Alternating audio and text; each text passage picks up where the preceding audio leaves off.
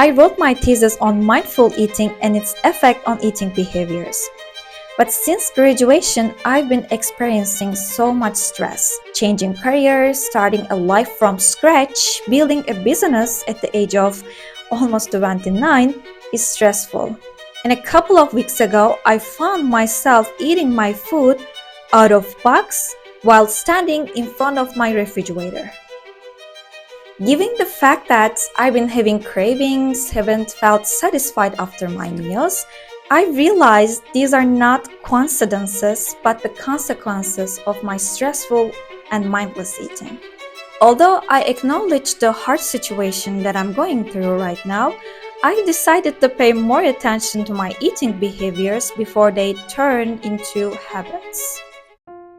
If you never met before, hi, I'm Merve Selin. I'm a former lawyer turned dietitian to follow my dreams. In this channel, we're talking about science-based nutrition, healing our relationship with food and body, and cultivating strong mindsets. If this sounds good to you, hit the subscribe button to be part of this beautiful community. Here's the thing. Most advice about mindful eating floating around social media is surface level. Eat without distraction, eat slowly, chew 40 times.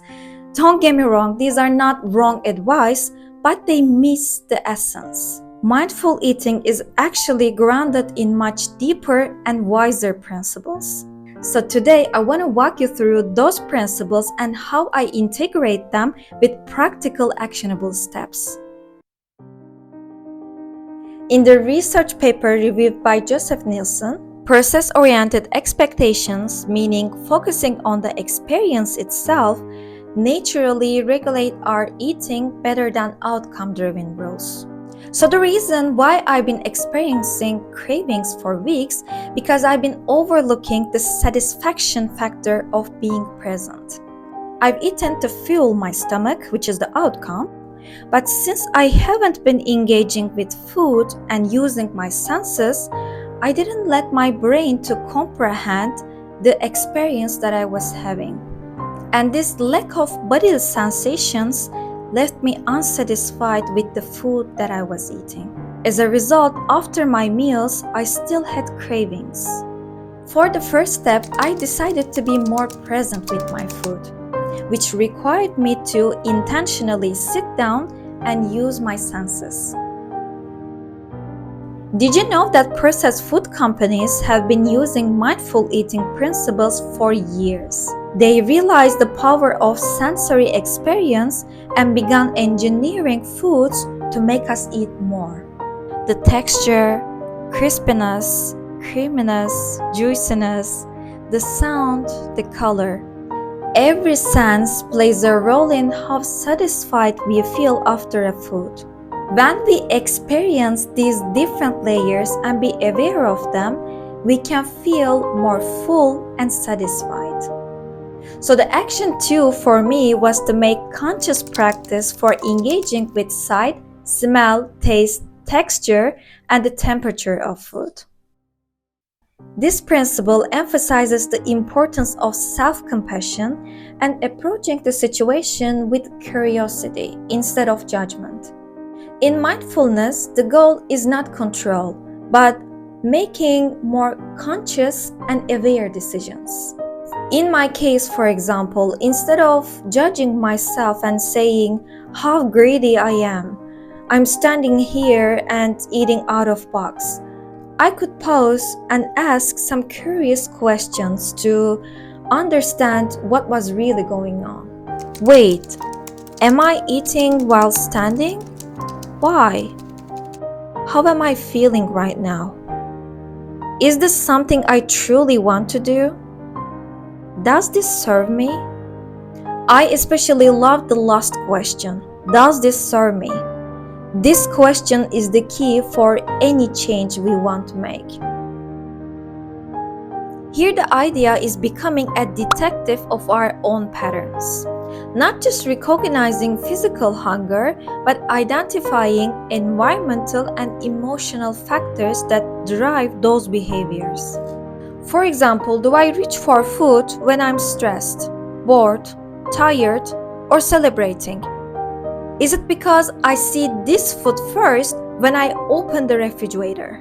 Identify your cues that lead your eating behaviors. And again, this is not about stopping these behaviors, but seeing them clearly and understanding. Now, as an action plan, I could start mapping my triggers, can be emotional or environmental. In this 2023 experiment, after 8 weeks of mindful eating intervention, participants' brains showed decreased anticipatory reward responses toward food cues, which means that as we practice, we get less triggered by food cues. Gratitude activates the reward system in the brain because of the receiving effect. When we receive something, we feel rewarded. That's why appreciation of food activates our reward system. Since we've already felt rewarded, we are less likely to seek out calorie-dense foods to subside our stress or boredom. So the last step was appreciating the food on my plate. My favorite practice is imagining the food journey until it comes to my plate. Like picture rice paddies filled with mud and imagine the hard work of people harvesting them while wading through it. You cannot help but feel grateful. Okay, let me recap all practices I did for 2 weeks. First, I sit down and be present with my food. Second, I try to use my senses as much as possible, like texture, taste, smell. Third, I observed my behaviors and asked curious questions. Fourth, I identified my triggers, not as general terms like stress, boredom, etc., but being specific, like I thought X and I did Z.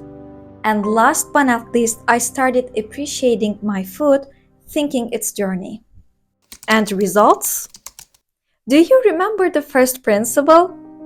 Personally, I'm not interested in getting results. But by applying these principles, I enjoy the process of experiencing my food with full presence, and I will love to continue. Not being perfect every single meal, but doing my best with presence and intention. Thank you so much for tuning into. If you like this video and found helpful, please share with others and comment down below which principles you love the most and you're gonna apply as soon as possible. If you want to strengthen your relationship with yourself first and then food and body, feel free to subscribe to my channel. We will be talking about this stuff a lot. As always, until next one, I hope you give the nourishment you deserve to your mind, body, and soul. See you.